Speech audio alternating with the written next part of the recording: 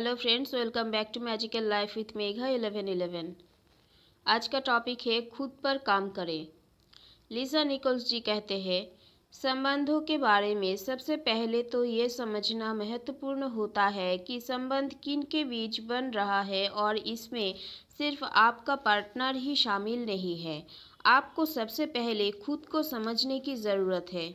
James रे जी का कहना है, आप ये उम्मीद कैसे कर सकते हैं कि कोई दूसरा आपके साथ रहना पसंद करेगा अगर आप खुद ही अपने साथ रहना पसंद नहीं करते हो।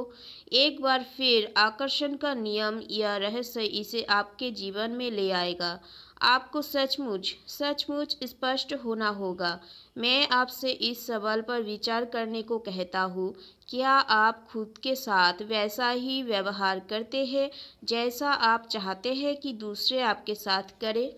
जब आप खुद के साथ वैसा व्यवहार नहीं करते हैं जैसा आप दूसरों से अपने प्रति करवाना चाहते हैं, तो आप परिस्थितियों को कभी नहीं बदल सकते। आपके काम आपके सशक्त विचारों का दर्पण है। इसलिए अगर आप खुद के साथ प्रेम और सम्मान का व्यवहार नहीं करते हैं, तो आप एक संकेत प्रसारित कर रहे हैं जो कह रहा है कि आप पर्याप्त महत्वपूर्ण, पर्याप्त मूल्यवान या पर्याप्त हकदार नहीं हैं। अगर ये संकेत प्रसारित होता रहेगा तो आपको और ज़्यादा अनुभव होंगे जिनमें लोग आपके साथ अच्छा व्यवहार नहीं करेंगे। लोग तो सिर्फ परिणाम है, कारण आपके विचार है। आपको खुद के साथ प्रेम और सम्मान से पेश आना होगा। आपको ये नया संकेत प्रसारित करना होगा और नई मनचाही फ्रीक्वेंसी पर पहुंचना होगा। फिर आकर्षण का नियम पूरे ब्रह्मांड को हिला देगा और आपके जीवन में ऐसे लोगों को ले आएगा जो आपसे प्रेम करते हो, आपका सम्मान करते हो। कई लोगों ने दूसरों की खातिर अपना बलिदान दिया है और वे सोचते हैं कि त्याग करने के कारण वे अच्छे व्यक्ति बन जाते हैं। गलत। त्याग कमी के विचारों से उत्पन्न होता है, क्योंकि इसमें व्यक्ति कहता है, सबके लिए पर्याप्त नहीं है, इसलिए मैं इसके बिना रह लूँगा। ऐसी भावनाओं से अच्छा महसूस नहीं होता है और ये अंततः देश की ओर ले जाएंगी। दुनिया में हर एक के लिए प्रचुर संसाधन है और ये हर व्यक्ति की जिम्मेदारी है कि वह अपनी खुद की इच्छाओं का आह्वान करे। आप किसी दूसरे व्यक्ति की इच्छाओं का आह्वान नहीं कर सकते, क्योंकि आप किसी दूसरे की तरह सोच और महसूस नहीं कर सकते। आपका काम खुद को बनाना है। जब आप अच्छा महसूस करने को प्राथमिकता देते हैं तो एक शानदार फ्रीक्वेंसी प्रसारित होगी और आपके हर करीबी व्यक्ति को स्पर्श करेगी। डॉक्टर जॉन ग्रे जी कहते हैं, आप खुद के लिए समाधान बनते हैं। किसी दूसरे की तरफ उंगली उठाकर ये ना कहे, अब आप पर मेरा कर्ज है और आपको मुझे ज़्यादा देना चाहिए। इसके बजाय खुद को ज़्यादा दे, खुद को देने की फुर्सत निकाले और एक तरह से खुद को पूर्णता तक भर ले, जब तक कि छलकने ना लगे और आप दूसरों को देने की स्थिति में ना आ जाए। प्रेम हासिल करने के लिए इसे अपने भीतर तब तक भरे जब तक कि आप चुंबक न बन जाए। चार्ल्स हनेल।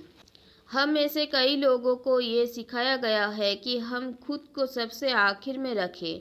इसके परिणाम स्वरूप हमने अयोग्य और अपात्र होने की भावनाएं आकर्षित की है। जब ये भावनाएं हमारे भीतर बस गई तो हम जीवन में ऐसी स्थितियों को आकर्षित करने लगे जो हमें अयोग्यता और अपात्रता का एहसास दिलाने लगी।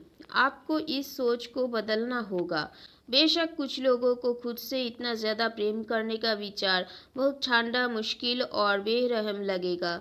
बहरहाल इस मसले को अलग रोशनी में देखा जा सकता है जब हम पाते हैं कि नंबर 1 की तलाश जैसा असीमित शक्ति द्वारा निर्देशित है, दरअसल नंबर 2 की तलाश है और यही दरअसल नंबर 2 को स्थायी लाभ पहुंचाने का तरीका है। Prentiss Mulford. जब तक आप लबालब नहीं भरे होंगे तब तक आपके पास किसी दूसरे को देने के लिए कुछ नहीं होगा। इसलिए ये अनिवार्य है कि आप सबसे पहले खुद पर ध्यान दें, अपनी खुशी पर पहले ध्यान दें। लोग अपनी खुशी के लिए खुद जिम्मेदार हैं। जब आप अपनी खुशी का ध्यान रखते हैं और ऐसे काम करते हैं जिनसे आपको अच्छा महसूस होता है, तब आप अपने आसपास खुशी फैलाते हैं। तब आप अपने आसपास के हर व्यक्ति और बच्चे के लिए जगमगाती मिसाल बन जाते हैं। जब आप खुशी महसूस करते हैं तो आप देने के बारे में सोचते भी नहीं हैं। ये तो स्वाभाविक बहाव होता है। फ्रेंड्स, आज के लिए इतना ही। मिलते हैं नेक्स्ट लेसन पर।